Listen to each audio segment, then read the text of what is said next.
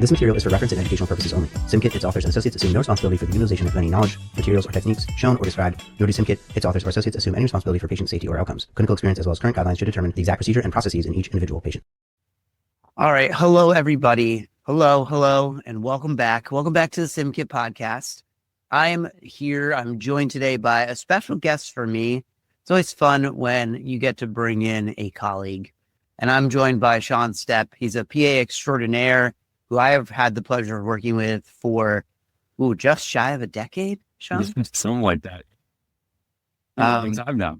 Been a good little while. Been a minute, as I say, in New York or Philly, depends. That's a minute in Philly is a long time. A minute in New York is a second. But we've been working together for a while. And we're here to talk about an interesting case that Shawn had. And so, Shawn, thank you so much for joining us, and tell the listeners a little bit about yourself. Yeah, so I'm a PA. I've been doing emergency medicine for about 14 years now. And it's, become where I've landed and very much enjoy it. So grew up in Pittsburgh and now up in the Northeast. Excellent. Well, thanks for joining us again. And let's get to the case. Tell us, just kind of paint us a picture, if you will, Shawn. Tell us what brought the patient into the ER, maybe what the triage was like. Give us a little bit of background for the case. Yeah, absolutely. So I actually have the triage note here, and this is a 40-ish-year-old male who is ambulatory to triage with what he complains of an infected right foot wound for 40 days. Told the nurse he broke the foot 40 days ago in Italy and was not given a cast. And then at some point, there was a blister. At some point, he took amoxicillin. Pretty vague on the details. He put a corn remover tab on it, and he comes in saying that now he's just not feeling so good over the last kind of 24 hours. And the triage nurse notes that he looks kind of clammy. And that was the note. Clarify that 40 days of a foot. Yes. Yeah. Okay. And in 40 that was his initial report. Okay. A little more clarification as it goes. Yeah, as they always do, you just peel back the layers of the onion and it gets more wild. All right, so 40-ish-year-old male, 40 days of an infection, and just not feeling great. All right. Right. Okay, triage vitals, what do they look like? Yeah, so 36.6 degrees Celsius, heart rate was 100 to 110, blood pressure was 96/51, respiratory rate 16, O2 saturation 95%. So obviously a couple of things stick out there. Yeah. Okay. So high heart rate, a little bit soft pressure. Okay. And then febrile, interestingly. Yeah, no fever, right? Yep. And then what was the look from the door? You know, that there's sometimes you can tell a whole story just by entering a room. Yeah, I walk in and he doesn't look good. And he's not like, he's clammy. He looks pale. He's not diaphoretic necessarily, but he looks ill. Okay. That was my initial, across the room. Like, this guy doesn't look good at all. Yeah. I walked in. Either you're sick, not sick, you're putting him in the sick camp. Or at least the feelers out that something's not right. Yeah, something's not right. Yeah, for sure. All right. And then sort of go through, if you would, keep going with your story as you kind of get into the room, dive into the details. Tell us how this progresses. Yeah, so he's very dismissive of his symptoms. He's like, yeah, I think it's a little infected. I think it might need, maybe a little work, kind of how he put it. He said he has his foot wrapped in a bunch of gauze really tightly. And he's kind of vague about his symptoms, but he kind of tells me a few times as I walk in, I just want some treatment and then maybe some antibiotics, and I need to go home.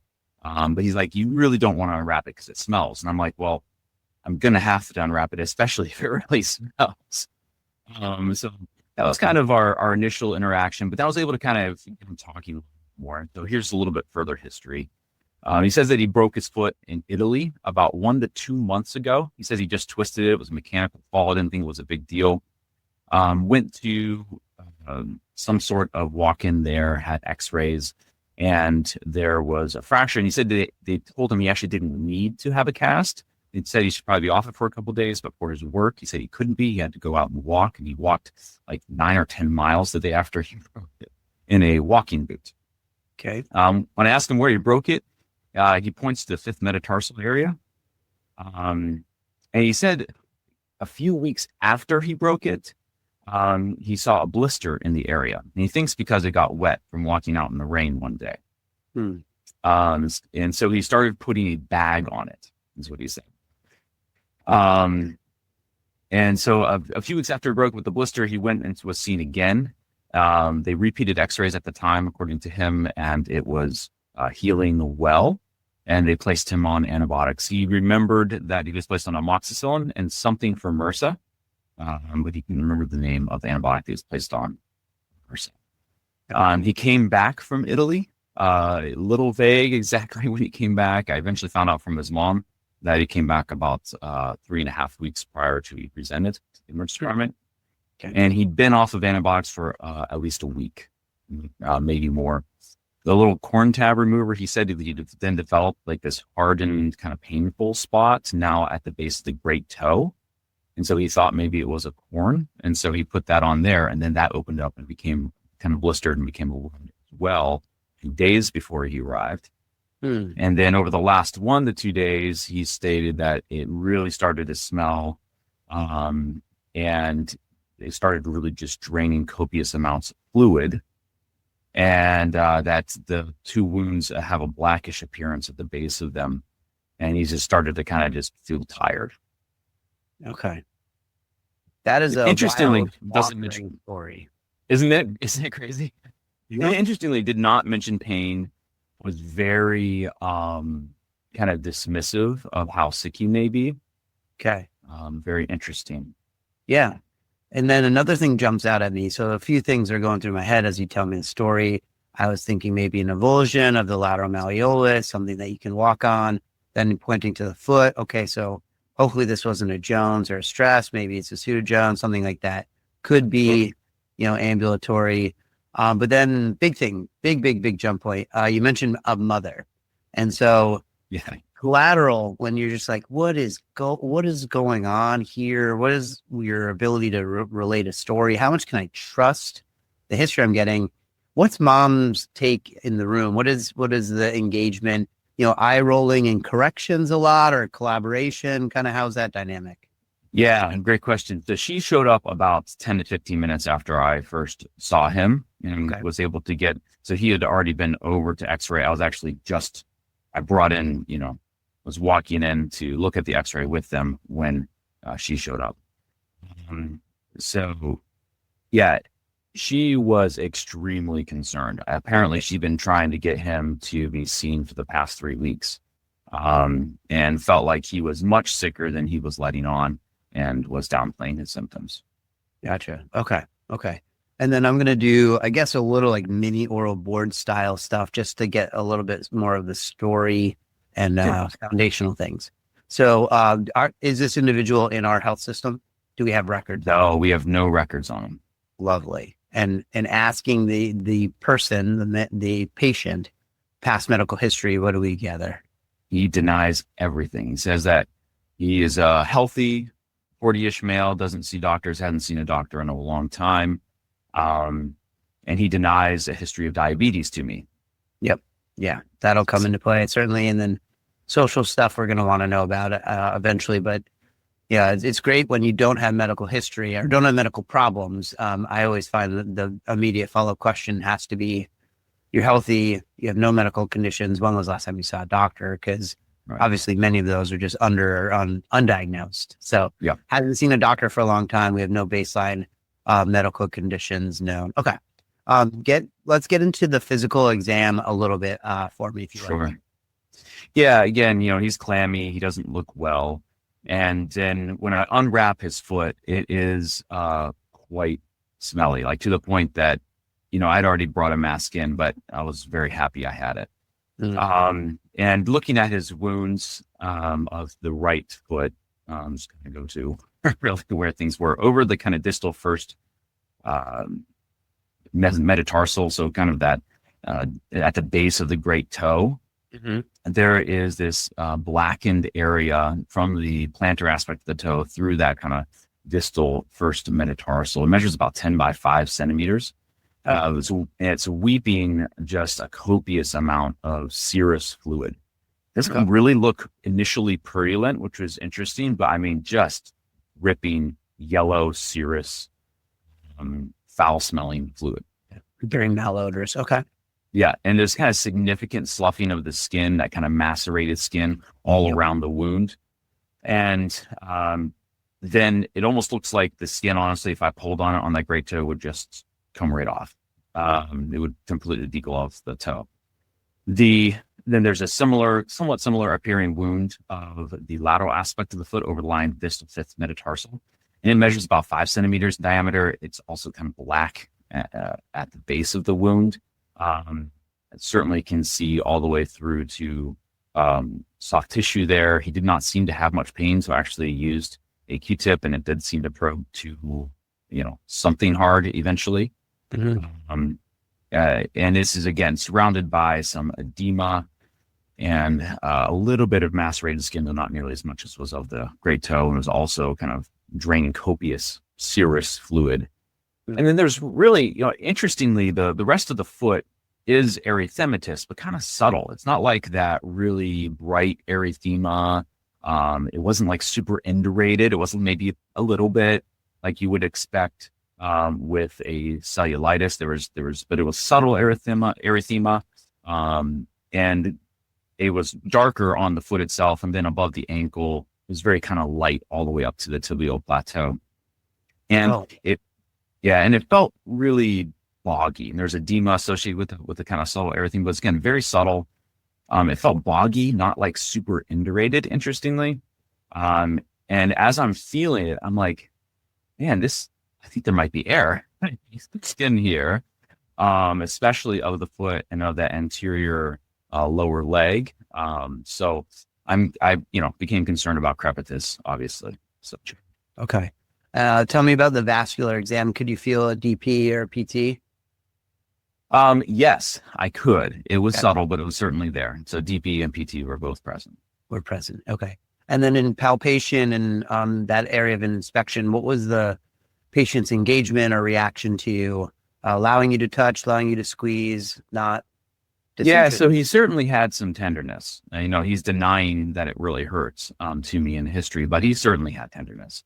It was somewhat painful, but it wasn't exquisitely. And he certainly wasn't in nearly as much pain as I would expect for someone who looks like his toe was almost falling off. I mean, yeah, he was downplaying all his symptoms, certainly didn't want anything for pain. It's just kind of mildly tender to him. So certainly wasn't, it was almost the opposite of what I expected when it came to pain. Sure. Okay. And so coming out of the room, there are a couple big, obviously, one huge red flag in there that maybe focuses our differential, but what was your differential and what were your orders after that exam?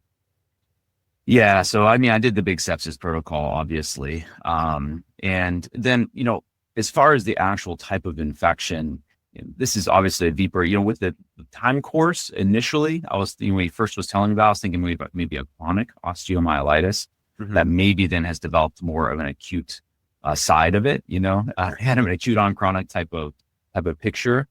But then with the crepitus, now I'm thinking, okay, gas gangrene or necrotizing fasciitis or some sort of combination between all three of those. So this is kind of my major concern at this point. And I went ahead and paged burn soft tissue. Okay. So you did immediately out of the room and I guess I should clarify. I ordered everything, including an X-ray, and I said, let's get this X-ray done right now, and went ahead and paged as the X-ray was being done. Sure. Yeah. When you start having that question of that crepitus, vital signs, we kind of didn't brush over them, but we noted a soft BP and elevated heart rate. And then we order our sepsis order set. We'll go through a little bit more of the specifics there in a minute. You have concern for crepitus, you get an X-ray ordered, and you page immediately. So fantastic. Differential, I'm going to consolidate it a little bit. Starting at cellulitis, it sounds like with the vascular exam, the ischemic limb is less likely, right? But that's certainly something that you would keep on your differential with someone who has Sure. basically sloughing soft tissue, osteomyelitis with a blossoming soft tissue infection around it. With the time course, I would keep in there even, abscess formation or something that's not responding to amoxicillin plus whatever MRSA antibiotic he was on.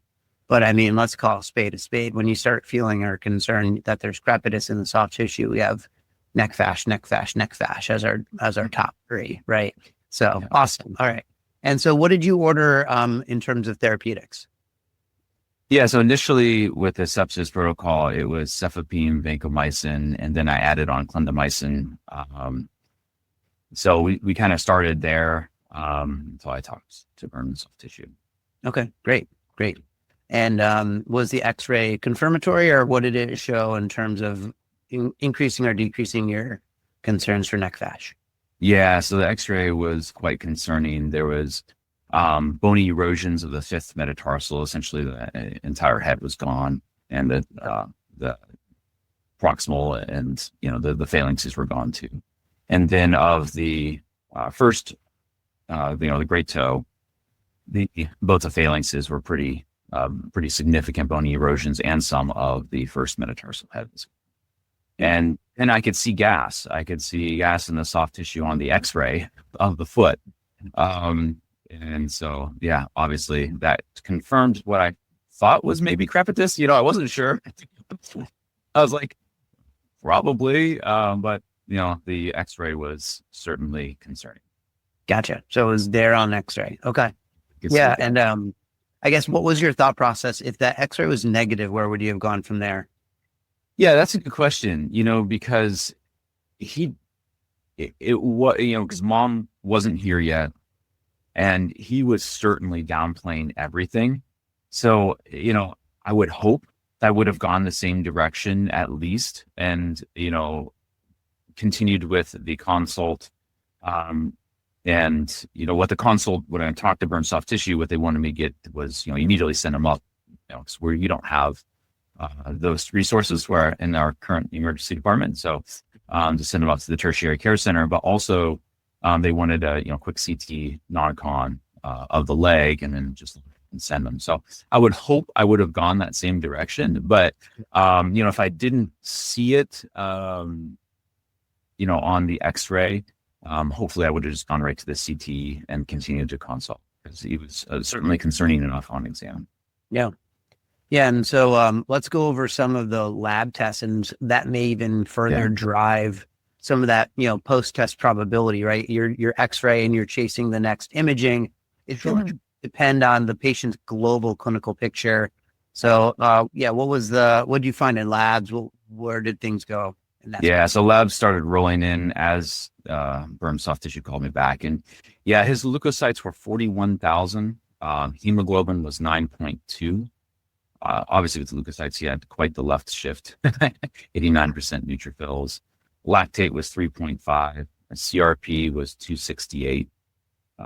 His sodium was 128. Chloride 93. Creatinine 1.57, and that's in milligrams per deciliter. His glucose was 260. So certainly significant across the board. Yeah. And those are without priors, I'm assuming, right? Yeah, nothing to compare to. Okay. SED rate was 62 too. That came back later. Okay. Remarkable CRP. A notable, say that glucose again. Glucose was 260. Yeah, 260. Okay. Yeah. I'm going to guess that there's an anion gap of both from probably the interestingly, it was right on the top end. It ran 16. Yeah. Isn't that shocking? So right on the top end there. Yeah. 16. I wonder what his counter-regulatory alkalosis would be from, but interesting. Yeah. So you're seeing probably an acute kidney injury. He's 1.57, I think he said. He's got, unrecognized diabetes. He's got hyponatremia. So did the Lineric score, did that pop into your head, or is there a calculation? Obviously you had a slam dunk on your X-ray, so maybe not, but right. Brain. Yeah. So I remembered that there was a scoring system. I didn't use it in the moment because, Sure. I was already, kind of going down that road. Yeah. But when I looked it up later just to kind of plug in his Mhm. numbers. And yeah, of course it's the hyponatremia, the acute kidney injury, the elevated glucose is actually part of it. The anemia, the lactate, the CRP, the elevated, leukocytes. So he basically was, according to the scoring, was very specific for necrotizing fasciitis mostly. Yeah, he hits those numbers. I think he actually just barely doesn't get scored on creatinine, but so this pronunciation, I'll just go back real quick. So it is the laboratory risk indicator for necrotizing fasciitis, which is, we'll dive into the details of it. It's a non-specific test. It doesn't have amazing characteristics, but it's assistive, right? And it's like, if you have a ultrasound showing appendicitis, you don't need to do a pediatric appendicitis risk score. When you have gas and leg, it doesn't make sense for you to be doing that score calculation. So yeah, it makes sense that it's there, it's recognized. But I think, and we'll put in the show notes, the elements that I think are important, whether or not the score itself can be relied upon, which it cannot. The parts of it that highlight for me are really the markedly elevated CRP. So you get a lot of your points in the CRP. And then when I start seeing the hyponatremia, acute kidney injury with a high CRP, that's kind of like, that's the important thing in my brain to keep in mind. So we didn't go through social on this, gentleman. I don't know if there's a lot in there. Sounds like we had an unrecognized or undiagnosed diabetes as his probable precipitant or risk factor, unless there's a IVDU history as well, homelessness, and alcohol are other ones that we consider. But I don't think that in that real time in the story that you're painting is necessary to get all of those risk factors out of this particular individual. Yeah. I mean, what I was able to get is, I didn't think there was significant alcohol history. I certainly put on an alcohol level, which was 0. And he denied a significant history. He denied being homeless, but was very vague about his, what he was doing around here. So that's kind of where we were. Okay. That's an interesting case. And so play out that rest. So you get your x-ray, you see gas, you have burnt soft tissue. They want a non-con CT right quick. Kind of how did it go from there? Yeah. So, as soon as the CT scan was done, we had the ambulance, ready to roll for him. Thankfully, we had an ambulance right there and got him loaded up and out the door. For him and his antibiotics were still running at that time. And I kind of prepped him as best I could that he was likely going to lose at least a portion of the leg. And this was quite obviously shocking for him, but it was interesting that he was then able to give me more specific history. So a lot of that history I gave you kind of came after I said, hey, you're probably going to lose at least a portion of this leg.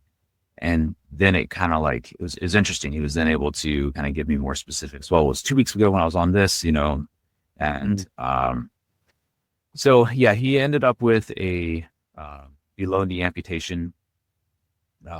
They tried, they explored some of the soft tissue initially in the surgery, and it was just basically it was necrotic everywhere. It's gone down to the muscle, and so they ended up needing to do a below knee amputation, and they continued to have continued soft tissue infection at the site, and so he actually ended up with an above knee amputation. Eventually. So he eventually did tell staff at the hospital that he was diagnosed with diabetes in 2016 and was placed on metformin, but he exercised and lost weight, and his hemoglobin A1C normalized, and so had been off of metformin, then also hadn't seen a doctor since probably 2017, 2018. Okay. So his hemoglobin A1C was 7.2 during the hospital stay, so not terrible. Yeah. Blood cultures were negative. So interestingly, and the wound culture displayed Proteus mirabilis as the primary. I did wound cultures there. It's probably very polymicrobial. There's also some Streptococcus species in there, but not group A strep. Okay.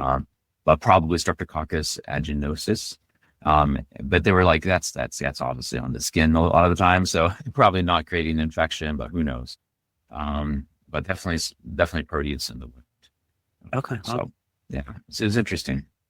But I think the thing that you glazed over, which you shouldn't, and you should get kudos for, is the first thing you said is he had and he continued to have and these things, and he's alive. Yeah. Like the patient survived the disease process. Yes, he's doing very well.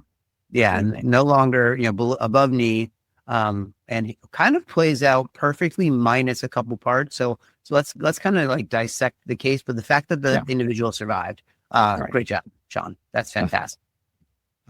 So the biggest thing for me that is like just completely discordant with what we teach, what we know, is the lack of pain, right?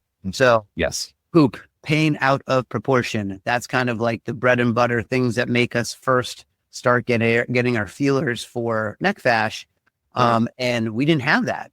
And I remember the reason why I wanted to bring you on the podcast, one, because it was a great case and a kind of a delayed presentation of a serious illness that the patient survived. And two, just to talk about that, like la belle indifference, whether or not this is actually la belle indifference is probably an area of question. Globally, that is more of a psychiatric condition, right? We talk about la belle indifference in terms of like conversion disorder, people that are like, yeah, no, I can't see. And I haven't been able to see for the last 45 minutes, and they just simply don't care. But this type of la belle indifference is probably in the fact that, his disease process was tracking all the way up into the lower tibial region, right? And so this is a physiologic la belle indifference in that he probably had pretty severe pain. Maybe he had some unrecognized peripheral neuropathy, but then the disease process killed all of his nerves. Right. And then he lost that sensation, which is interesting. Right. I mean, he could still move the foot. He still had some sensation, but denied significant pain, which was, very, and he was very dismissive. Which again, who knows if that's his personality per se, but it did make the initial diagnosis a little bit difficult until I took him off his. I'm glad you didn't listen to him and that you took. Yeah. All right. Well, let's get into some teaching points for neck fash. So this is more common in kind of the middle age or the elderly. I'm coming up on my 40th, so I don't know if I'd say mid 40s is elderly, but middle aged. Hey, it fits for me. No. And diabetes. Diabetes I think of as my most common or most prominent risk factor.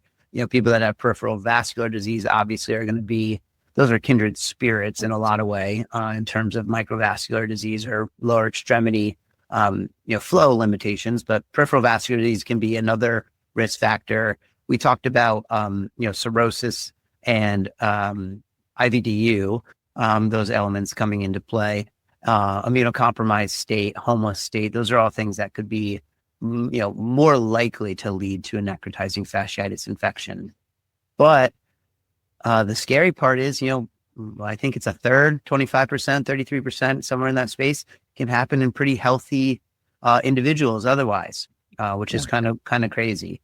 And that breaks down into the three types, right? I think of the kind of right down the fairway, the one that I think we probably see the most is the type 1, that polymicrobial in the diabetes patients, older patients.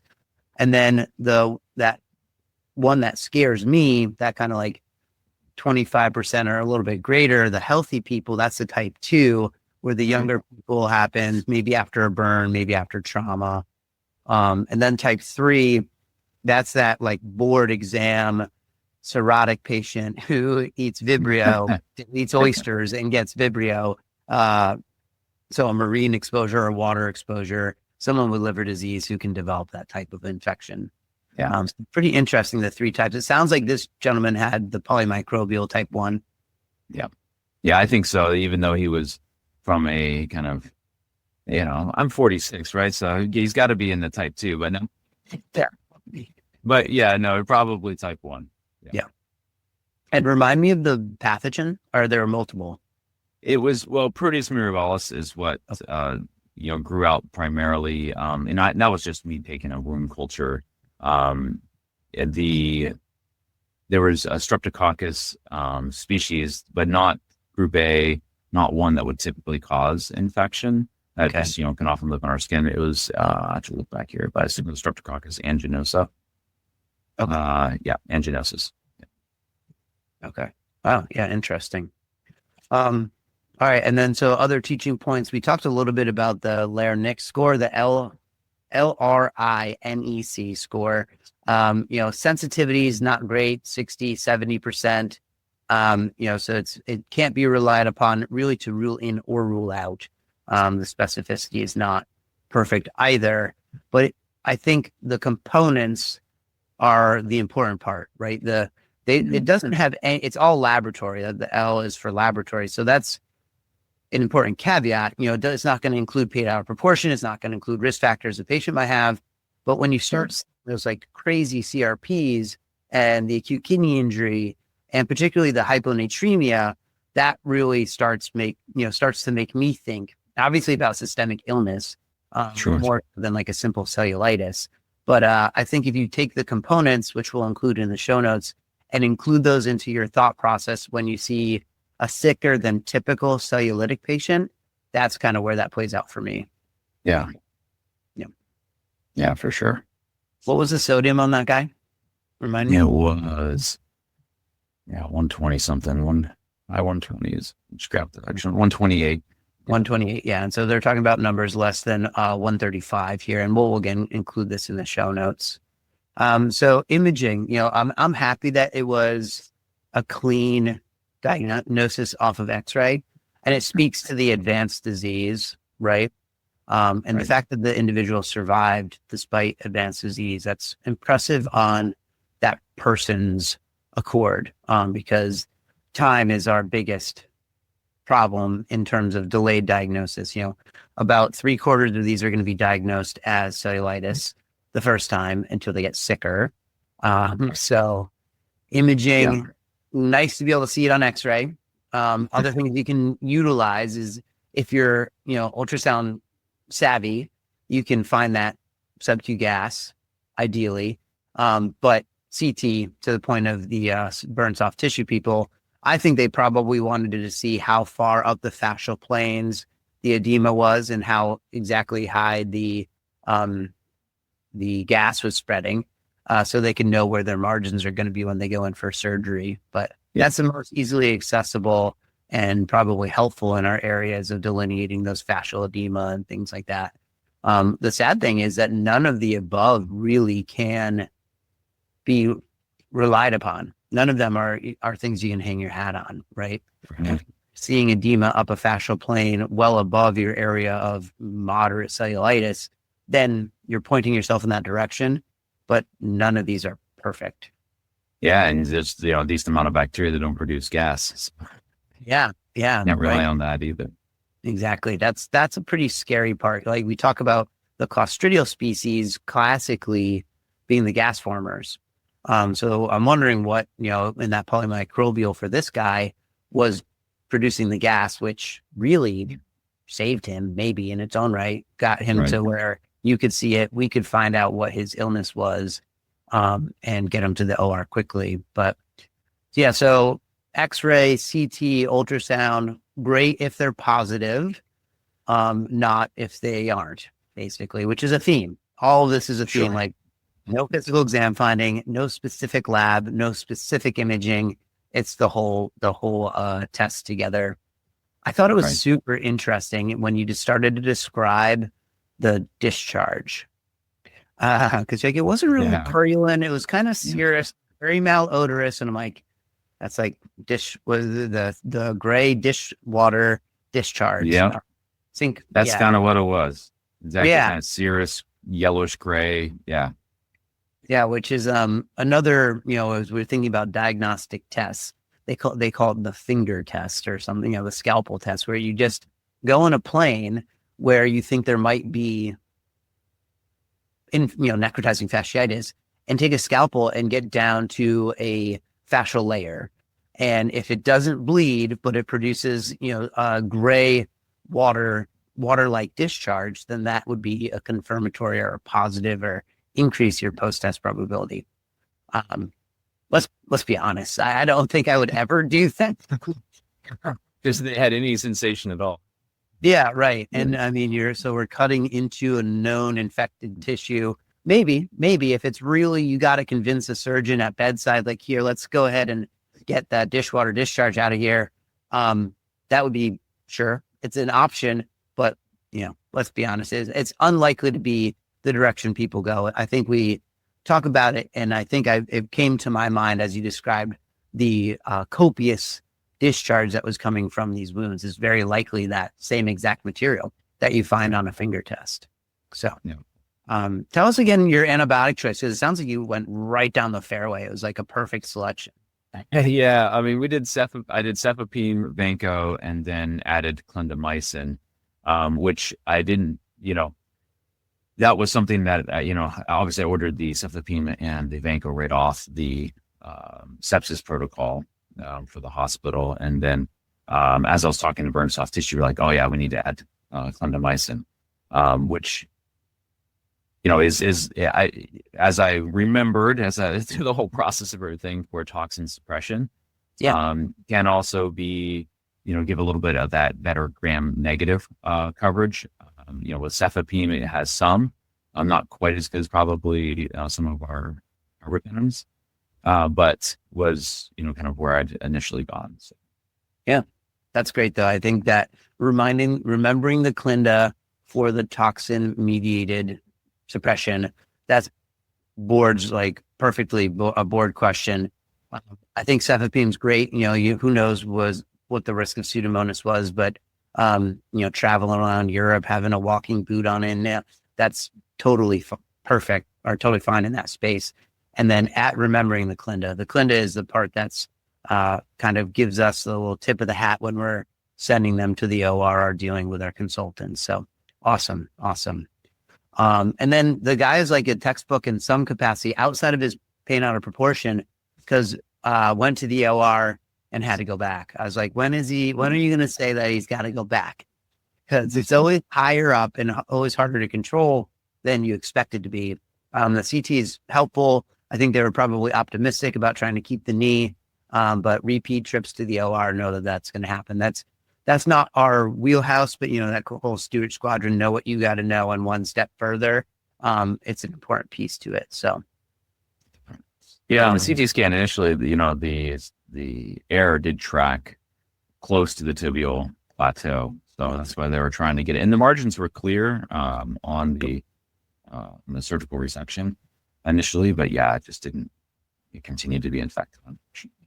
Yeah, that's how it goes, unfortunately, for individuals with this disease. But again, alive is alive. Above or below the knee, alive's better than not. And so, to that point, it's not an uncommon outcome to be dead, to die from the process. Yeah. I found, as prepping for the podcast, the range in terms of mortality rate is all over the place. And a lot of that's going to depend on the time to presentation or the time to diagnosis, because most of the time that pain out of proportion drives someone to an emergency department. A lot of the time. So it's misdiagnosis. It's on us to catch it on that first visit, or ideally the second and not the third, when it's really progressed. So, 20% all the way up to 80% mortality rate. I think if you're going to remember a number, probably in that 25 to 30% seems to be the most typically cited. And again, is going to vary by time to presentation or time for us to get the diagnosis correctly. Yeah. It's a scary disease. It's a scary. Yeah, absolutely. As what did we give in our podcast that there's no if I think this and I get this, I have the answer. There's no specific element that can really put us there. I never, whenever I lecture or even for podcasts like these, talk about high index of suspicion. It's a bogus term. We shouldn't really use it anymore.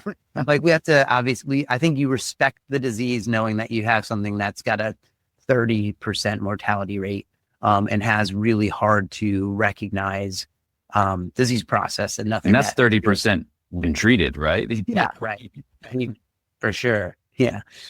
So it's something to respect. And when you have something that's hard and something that needs respect, that maybe raises your index of suspicion or makes you think about it more readily, or should at least come up on your mind. You're listening to podcasts like this and recognizing that pattern, older, diabetic, immunocompromised, pain out of proportion, elements of that scoring process with the low sodium, the creatinine problems, and the really high CRP. And then not just attributing to simple cellulitis if those feelers are getting out there, particularly with the really intense pain with cellulitis. So that's a super awesome case. Anything that you would do differently, or what is your major takeaway on the care that you provided for that guy? Yeah, as far as something to do differently, I probably would have given him some pain meds anyway. Because anyway, yeah, that would be one thing that I thought about later. And probably the other thing is just that, it did throw me off at first, just how dismissive he was. But I don't think I'll ever forget that in the future, and will certainly just immediately unwrap someone's foot. I mean, I talked to him, it wasn't for very long, for a few minutes before I unwrapped that foot. But it certainly has stuck in my mind as something, as does pain out of proportion, right? When you first see that, the first time I saw a neck fasc in the groin where they truly had, this patient acted like they had a kidney stone. Yeah. And yet couldn't see anything on exam. But I was like, but they don't look good.